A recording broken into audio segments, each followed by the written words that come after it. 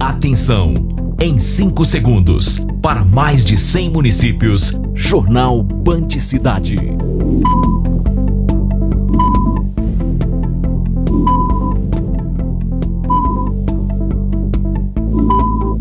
Zema. Em campo, mais condições e facilidade. Um show de bola Zema. Governo Federal e Comissão da Verdade de Minas Gerais lançam projetos em Uberaba e Uberlândia. Começou a valer, neste mês, a lei de discriminação de tributos na nota fiscal. Prefeito de Araxá é afastado pela 2ª vez do cargo. As doenças mais comuns causadas pelo tempo frio e seco. E a prática esportiva que vem ganhando adeptos em todo o mundo. O Band Cidade desta quarta-feira já está no ar.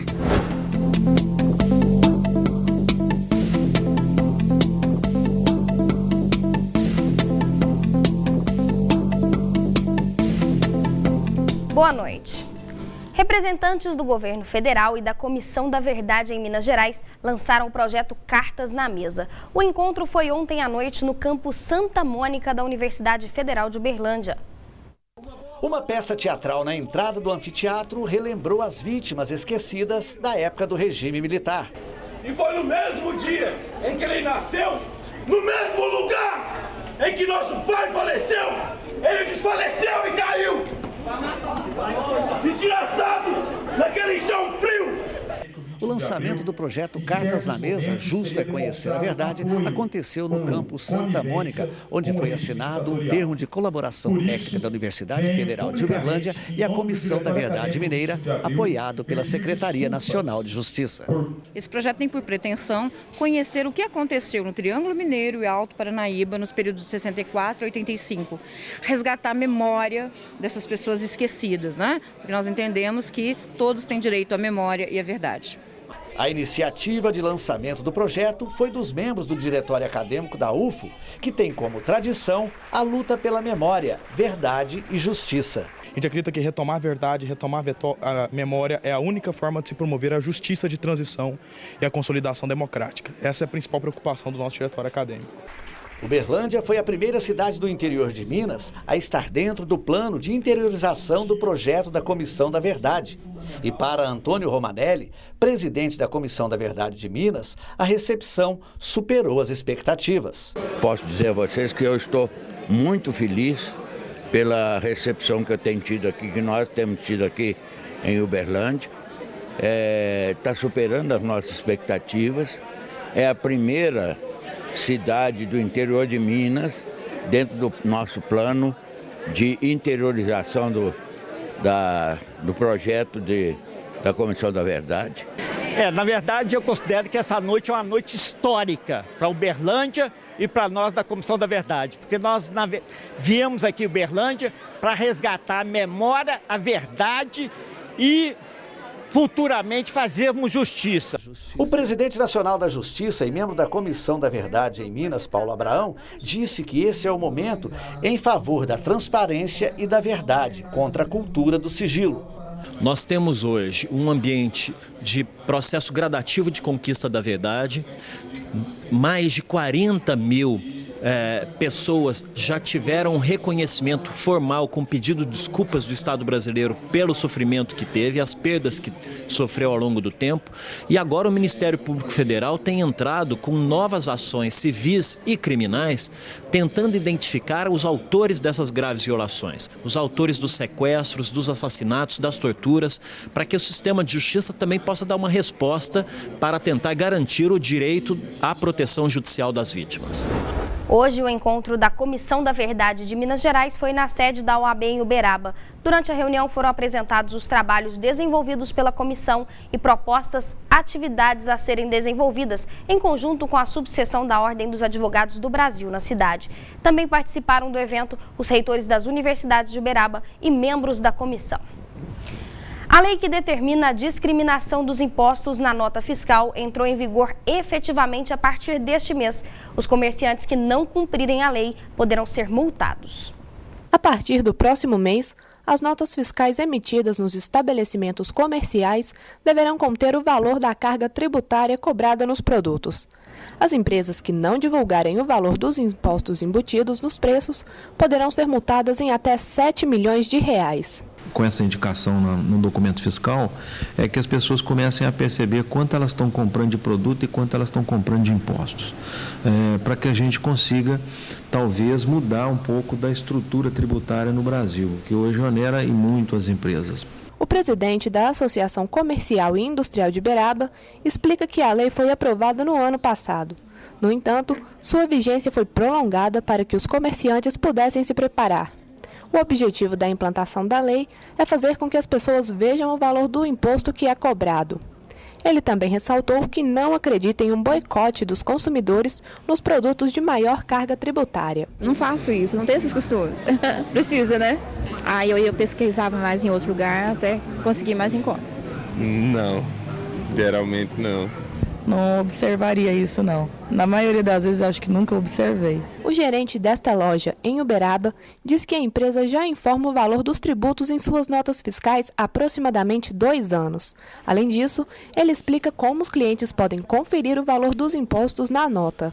Logo após o total final, aí aparece uma linha pontilhada e abaixo dessa linha, antes ali das configurações de número de caixa, ali já aparece todo esse demonstrativo que orienta o cliente o quanto ele está pagando de imposto naquela compra. E o prefeito de Araxá, Jeová Moreira, poderá perder novamente o cargo. O que aconteceu desta vez, Gabriela? Olha, Larissa, o Tribunal Regional Eleitoral de Minas Gerais rejeitou ontem os embargos da defesa do prefeito. A decisão foi publicada na página do TRE no Twitter. Quem deverá assumir a prefeitura é o presidente da Câmara de Vereadores, Miguel Júnior, até a posse de Araceli de Paula, segundo colocado nas últimas eleições. A decisão do TRE exposta no Twitter deverá ser publicada nos próximos dias. Com isso, Rodrigo Caríssimo, juiz eleitoral de Araxá, deverá notificar o prefeito cassado, Jeová Moreira da Costa, e intimar o presidente da Câmara a assumir interinamente o cargo mais uma vez. Nós aguardaremos agora a publicação desses 2 embargos de declaração que foram rejeitados e com a publicação desses 2 acórdãos, começa a correr o prazo para oferecimento de recursos junto ao Tribunal Superior Eleitoral, em Brasília. E, ao mesmo tempo, nós já continuaremos aquele procedimento anterior que havia sido suspenso de reprocessamento dos votos e também marcaremos a data da diplomação do candidato que ficou em segundo colocado nas últimas eleições de 2012. Esta poderá ser a 4ª troca do prefeito de Araxá em menos de 3 semanas. Jeová e sua vice tiveram os mandatos cassados no dia 14 de maio. O presidente da Câmara, Miguel Júnior, assumiu a cadeira. Mas antes de entregar o cargo para o segundo colocado, Araceli de Paula, Jeová conseguiu do TSE uma liminar determinando o efeito suspensivo ao acórdão da cassação. Desta vez, a Corte Eleitoral rejeitou os embargos da declaração dos interpostos no acórdão que cassou o prefeito e também sua vice. Jeová tem 3 dias para recorrer. A decisão final se dará com o julgamento de eventuais recursos que forem interpostos junto ao TSE, que é a instância final de julgamento. Não há uma previsão de quando se dará esse julgamento. Não acreditamos que deve demorar aí mais um período, alguns meses, para que haja esse julgamento definitivo.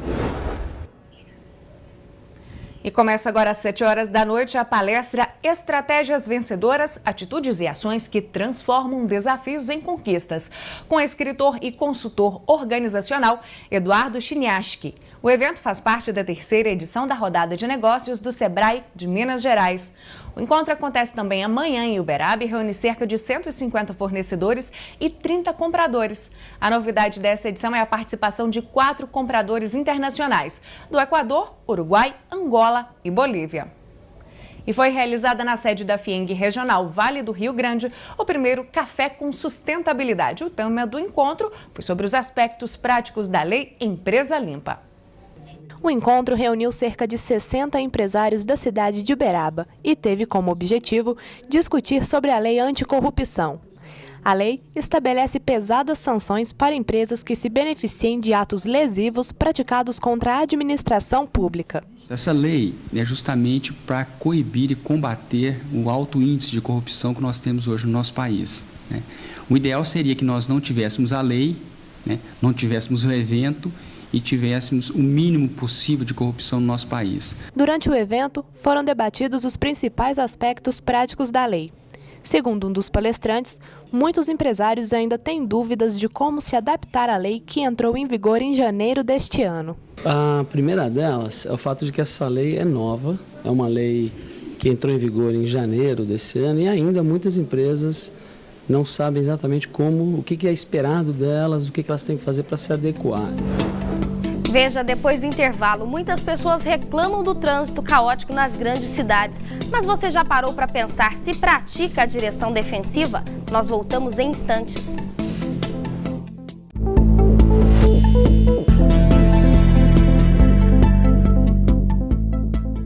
Os uberlandenses reclamam constantemente do trânsito na cidade. Porém, muitos se esquecem de praticar a direção defensiva que aprenderam na autoescola antes de tirar a carteira nacional de habilitação. Direção defensiva consiste basicamente na prevenção. É um conjunto de ações e medidas que os motoristas podem praticar para minimizar os números de acidente de trânsito. Hoje nós temos que ter um princípio básico, né, na direção de veículo automotor, que é prestar atenção, né, dirigir com os cuidados indispensáveis à segurança do trânsito, com respeito às normas e regulamentações do Código de Trânsito Brasileiro e principalmente, né, principalmente no perímetro urbano, guardar a distância de segurança entre o veículo que dirige e o que segue imediatamente à sua frente, bem como também a distância lateral. De acordo com a Secretaria de Trânsito e Transportes de Uberlândia, 40% das infrações da cidade são registradas pelo não uso do cinto de segurança e a utilização de aparelhos celulares no trânsito. Por não utilizar o cinto de segurança na condução de veículo automotor, bem como também utilizar o celular na condução de veículo. Para a formação do condutor, é preciso que ele tenha no mínimo 16 horas aula sobre direção defensiva. Mas esse número não parece ser suficiente, pois na prática muitos parecem esquecer o que aprenderam. Os números de infração, de acidente, já falam por eles mesmos, né? Em questão de acidente. Tem mania de achar que ele tem que estar sempre chegando na frente, né? Não dá preferência ao pedestre, que acha que o semáforo está demorando demais e já quer passar logo. Alguém querendo sair de um lugar que está estacionado. Não pode dar preferência porque, por causa de alguns segundos ali, ele não pode ser o último, ele tem que chegar sempre primeiro.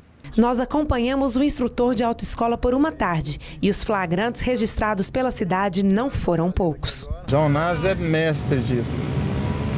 Motoqueiro cortando, essa é uma infração, né? Isso, essa é uma infração. O pedestre empurrando a moto, ele não deixa de ser motociclista. Aqui tem o caso típico, né, da falta de fiscalização. Se ninguém fiscaliza, ele vai parar normalmente, sem medo de ser multado, ao mesmo tempo está parado em cima da faixa de pedestre. Os motoristas que trafegam pela BR-365 sentido rodoviária Araguari ou no sentido inverso devem ficar atentos. A construção de duas passagens inferiores sobre a BR-365 vai começar nos próximos dias. E para iniciar as obras, uma intervenção vai acontecer amanhã nas proximidades do viaduto da Monsenhor Eduardo. As obras devem começar nos próximos dias e fazem parte de um pacote que compreende investimentos de quase 50 milhões do governo federal na construção de passagens, trincheiras e reconstruções de viadutos, totalizando 8 obras no perímetro urbano da BR-365. A partir já com previsão de amanhã, nessa quinta-feira, haverá o desvio do tráfego na rodovia, jogando para as duas marginais, Paulo Roberto Cunha Santos e para a professora Minervina Cândida de Oliveira, em função das obras que terão início já nessa semana. A programação é que as duas passagens inferiores, da Rua Lagoas e da Claudemiro José de Souza, já sejam instalados os canteiros de obras já nessa quinta-feira. Quando as temperaturas caem, os cuidados com a saúde devem ser redobrados. A pele também precisa de atenção e uma simples hidratação pode evitar doenças no corpo e no rosto. Essa esteticista sempre sofreu com problemas na pele quando o inverno chegava. Foi quando ela decidiu pedir ajuda a uma dermatologista. Com tratamento, hoje ela não sofre mais com a pele ressecada e as alergias. Eu sou muito alérgica, vários problemas de pele e aí eu tive um processo alérgico, aí eu procurei. Esse ano, principalmente, a gente iniciou um tratamento com vitamina oral. Além dos produtos, eu passei a tomar essa vitamina, ingerir mais líquido. Então, esse ano eu senti que não teve aquele processo alérgico da pele seca, de coceira. A dermatologista conta que com a chegada do período mais frio, as crianças e os idosos sofrem mais com as doenças de pele, mas que existe tratamento para todos os tipos de problemas.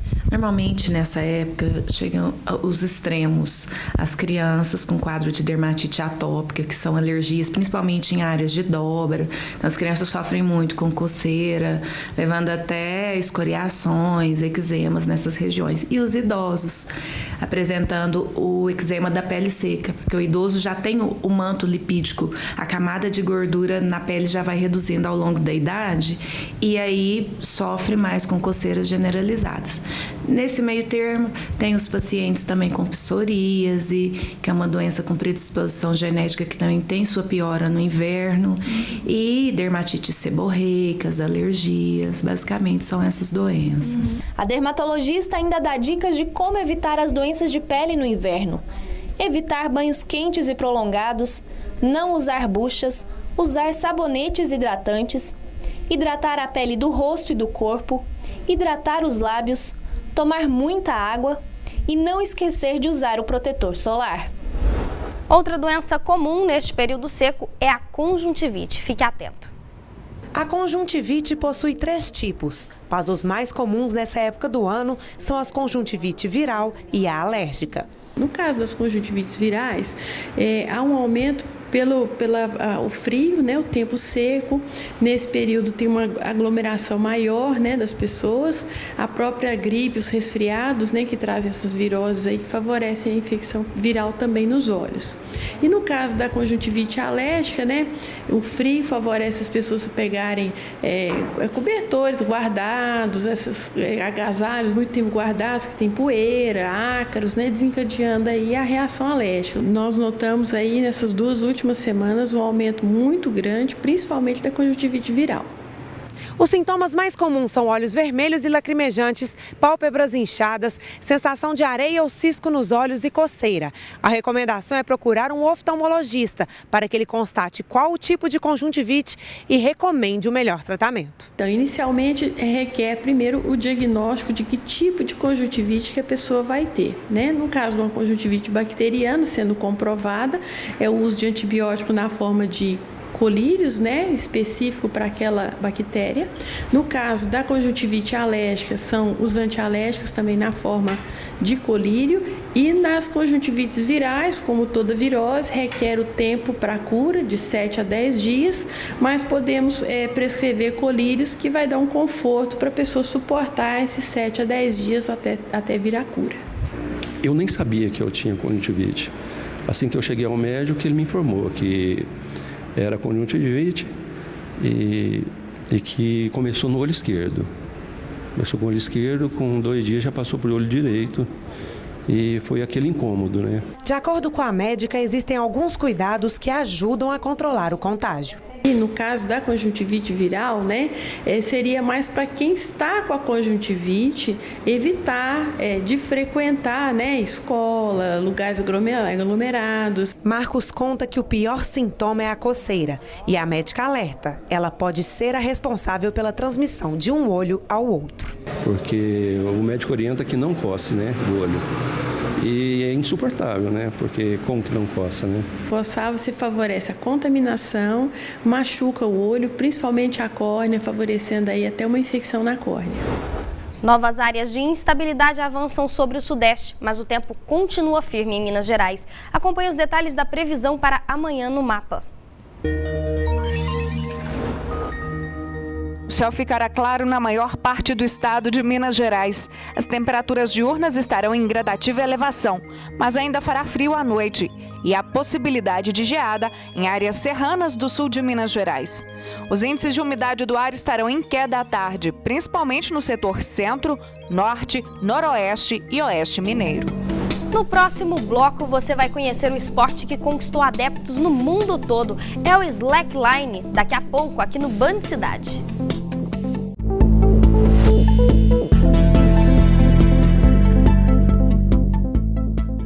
Servidores da Universidade Federal de Uberlândia, que estão em greve, realizaram hoje à tarde uma manifestação na Praça Tubal Vilela. Uma assembleia e um ato público na Praça Tubal Vilela, realizados pelo Sintet da Universidade Federal de Uberlândia, reuniu trabalhadores técnico-administrativos em greve há 78 dias. A escolha do Hipercentro foi convocada para sensibilizar a população quanto aos anseios dos profissionais.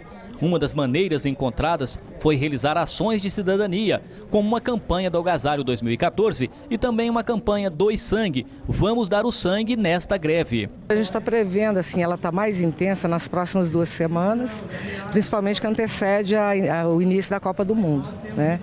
Durante a Copa do Mundo, a doação de sangue a gente vai estar orientando as pessoas para doar, mesmo assim, mas eu acho que com menos força do que nessas próximas 2 semanas. Os técnico-administrativos da Universidade Federal de Uberlândia querem a abertura imediata de negociação com a categoria.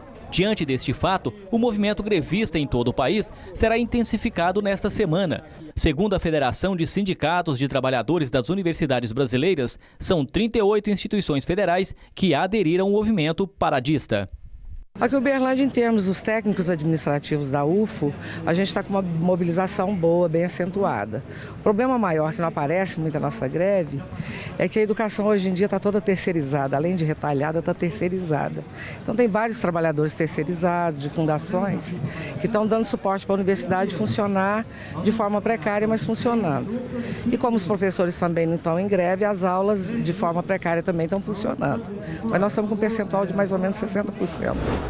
A equipe do Praia Clube anunciou a contratação da levantadora Karine Guerra de Souza, de 35 anos, mais conhecida como Karine. A atleta tem passagens por grandes equipes do voleibol nacional e internacional. Ela chegará a Uberlândia em julho.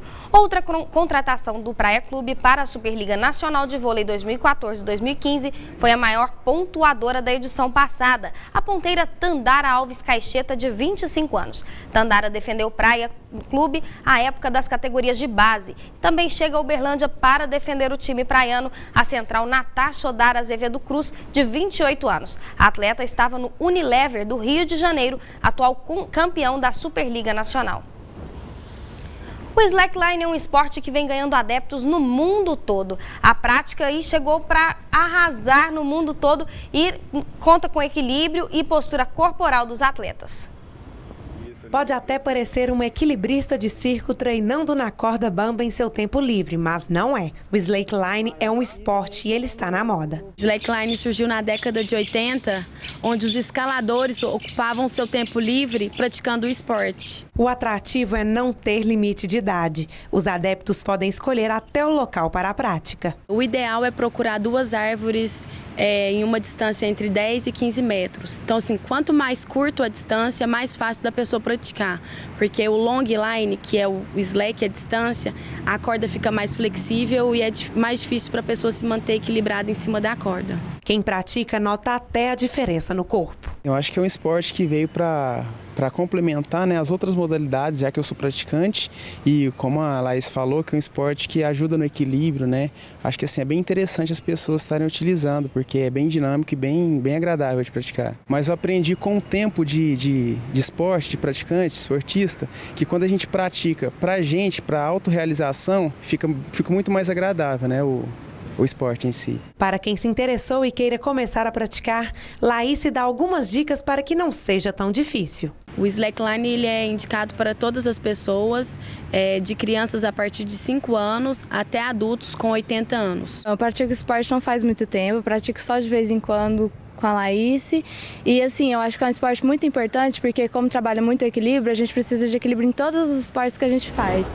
O que está acontecendo no sistema Cantareira, em São Paulo, não é brincadeira. A falta de água também pode chegar a Uberlândia. São Paulo e aqui tiveram a mesma quantidade de chuvas neste ano. O que diferencia é o número de habitantes. Por isso, os uberlandenses precisam se atentar para o consumo consciente da água. Então, atenção e gasto consciente.